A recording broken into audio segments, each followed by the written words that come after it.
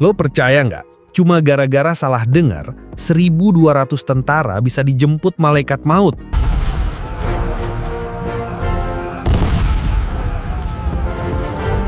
Tahun 1799, Napoleon rebut kota Java dari pasukan Turki. 1.200 tentara ditawan. Napoleon sebenarnya pengen ngelepas para tawanan.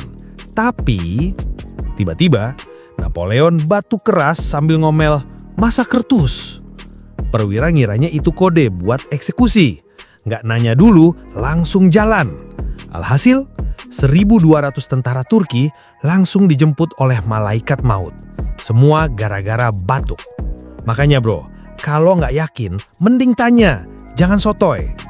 Gua Alex, reporter Aurora 96, follow buat kisah sejarah yang bikin lo nggak salah langkah.